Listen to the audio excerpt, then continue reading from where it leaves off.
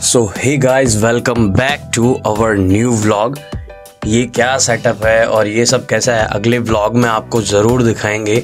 और अभी आपके लिए एक बहुत ही शानदार और ज़बरदस्त कहानी लेकर आए हैं, केक बनाने वाले की कहानी। आपको ज़रूर मज़ा आएगा, पूरी कहानी सुनिए। तो चलिए सुनते हैं कहानी उन्हीं की ज़ुबानी। मेरा नाम रामदेव मंडीवाल है और मैं राजस्थान के एक छोटे से गांव मुलासर से हूं। और देखो, मैंने 2011 में होटल मैनेजमेंट के लिए अप्लाई किया था और मैंने 2011 में होटल मैनेजमेंट कोर्स शुरू किया था।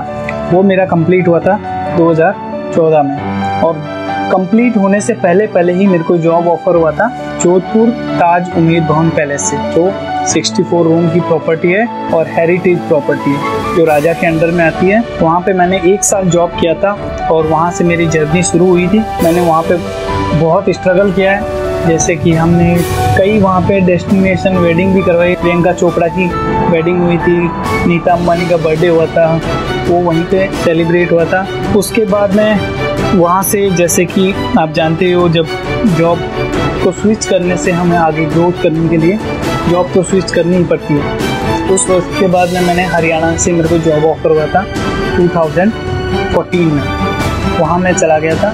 तो मैंने वहाँ पे 1 साल जॉब किया था।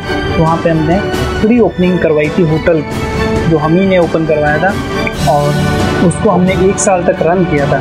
उसके बाद में मेरे को जॉब ऑफर हुआ था आउट ऑफ इंडिया से, कुवैत, क्राउन प्लाजा कुवैत, जो कि एक बहुत बड़ी चेन ग्रुप होटल है।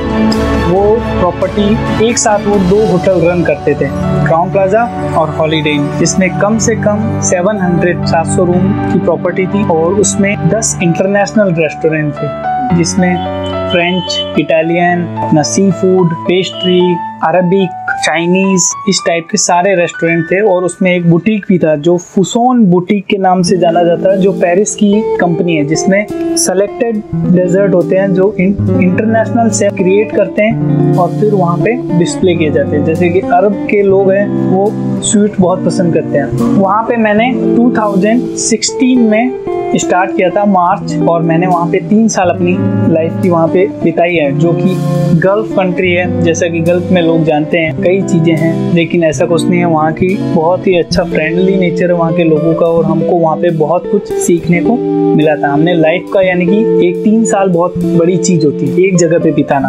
उस बीच में हम इंडिया में आए थे और मैंने वहाँ पे बहुत ही डिटेल में जो अपना पेस्ट्री होता है, फ्रांस की पेस्ट्री होती है, आउट ऑफ इंडिया के चलती है फ्रांस की पेस्ट्री, जो वर्ल्ड फेमस पेस्ट्री है। तो वहाँ पे हमने 3 साल वो सारा काम, फ्रांस का ब्रेड वगैरह, French pastries, Macron, brownie, cookies, ice cream, और हाइजीन कैसे होती है खाने के अंदर, डिटेल्स होती है, एक एक वर्ड होता है जो कि उसके बारे में पता चलता है। वहाँ पे हमने हर चीज, कितने तरह के फ्लावर्स होते हैं, किस टेम्परेचर पे खाने को स्टोर किया जाता है, उनकी सेल्फ लाइफ क्या होती है, और बहुत सी चीजें हैं जो कि हम बड़ी होटल्स में और अच्छे शेफ्स के साथ में काम करके ही सीख सकते हैं, क्योंकि जिनको नॉलेज होता है वही आपको नॉलेज दे सकते हैं।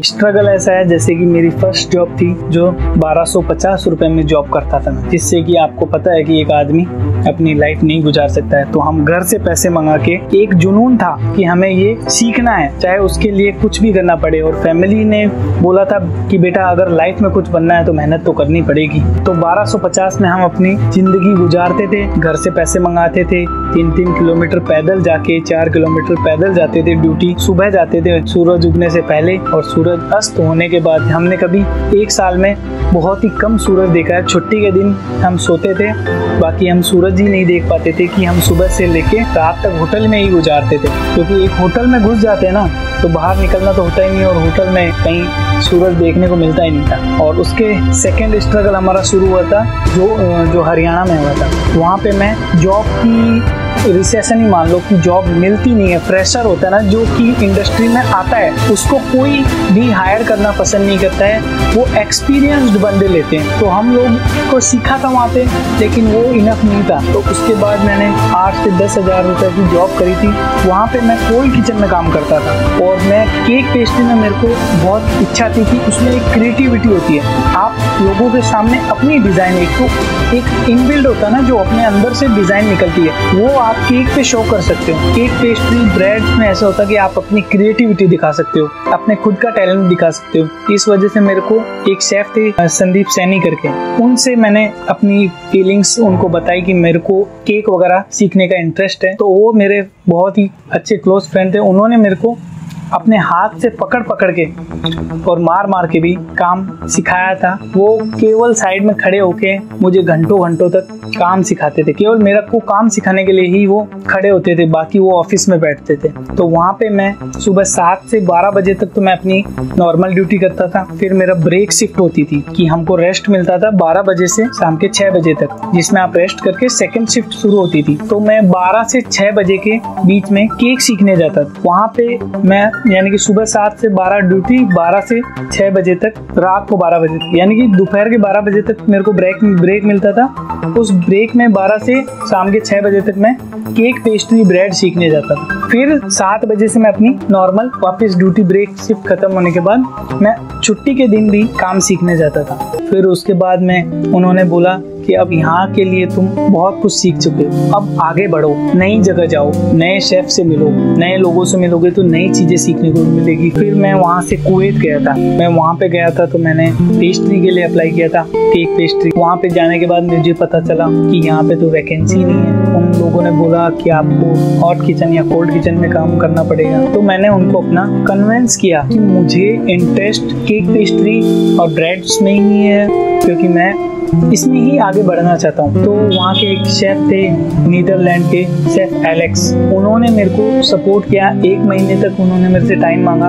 उसके बाद उन्होंने मेरे से फूड ट्रायल लिया था, उसमें मैं सेलेक्ट हो गया था। जो डेनियल कॉर्जोम नाम से एक शेफ है, वो वर्ल्ड में 3rd नंबर पे चॉकलेट शो पीस में आते हैं। उन्होंने मेरा फूड टेस्टिंग किया था। उन्होंने मेरे को यानी कि एग्री कर दिया था कि आप पेस्ट्री में जॉब कर सकते हो। उसके बाद मैंने वहाँ पे पेस्ट्री सीखी थी और वहाँ पे भी इतना कुछ ज़्यादा सीखने को मिला था कि वहाँ से मैं इतना जल्दी हट नहीं सकता था। इसीलिए मैं वहाँ पे 3 साल टिका था।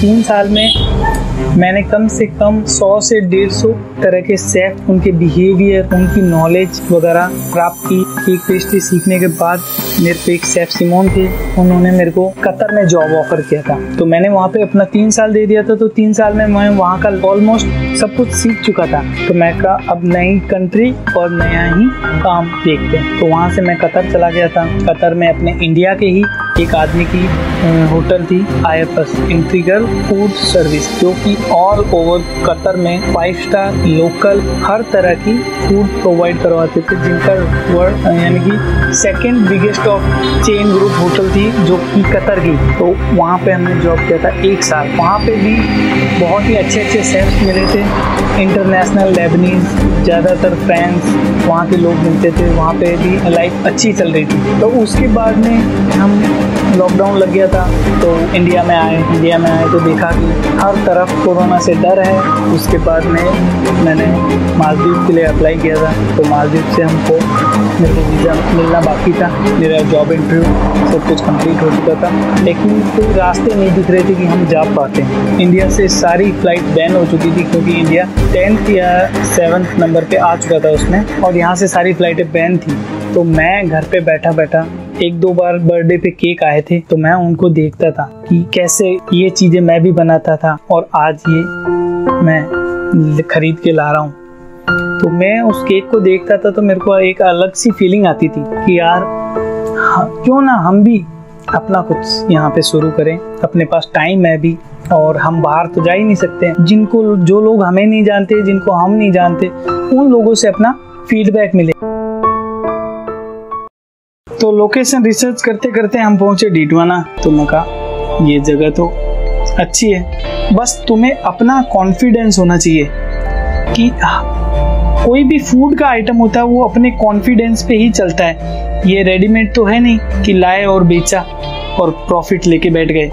इसमें तो तुमको लोगों को ट्रस्ट दिलाना पड़ेगा। खाना एक ऐसी चीज है कि जो आप जीभ पे रखते ही आपको पता चल जाएगा कि इसमें क्वालिटी है या नहीं है, और क्वालिटी के पीछे ही आपका बिजनेस ग्रो करता है। बिना क्वालिटी के आप थोड़े दिन आओगे, एक बार लोग आपकी शॉप देखेंगे कि नई शॉप है, चलो ट्राई करते हैं, एक बार आ जाएंगे, वो आपकी चमक धमक देख के लेकिन अगर आपके खाने में क्वालिटी नहीं है तो वो रिपीट नहीं होंगी। तो ये सोच के मैंने लोकेशन डन कर दिया।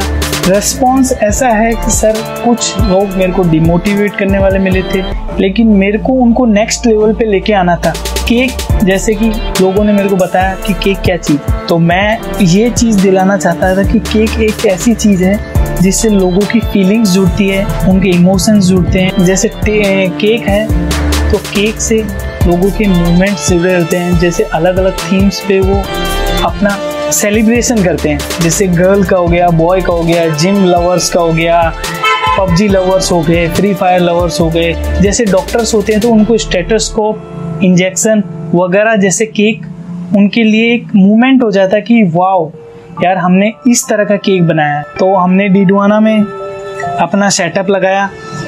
शुरू के 1 महीने में हमने थोड़ा बहुत स्ट्रगल किया कि लोगों को जानने में, लोगों को हमारा भरोसा दिलाने में और केक की क्वालिटी की फ्रेशनेस पे मैंने अपना सबसे ज़्यादा फोकस रखा था कि केक जो हमसे कस्टमर लेके जाए वो उसको फील होना चाहिए कि वाओ पैसे गलत जगह इन्वेस्ट नहीं किया। अब जब ऑडियंस देख रही है उनके लिए लास्ट में ऐसा कुछ 1-2 लाइन आप बताना चाहोगे या कहना चाहोगे? तो मैं तो एक ही चीज़ बोलता हूँ कि आओ एक बार ट्राई करो, एक बार मौका दो।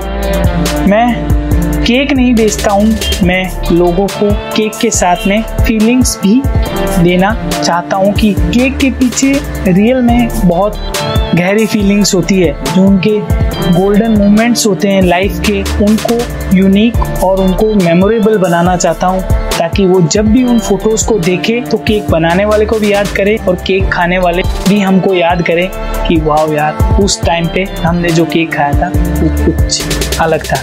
Thank you.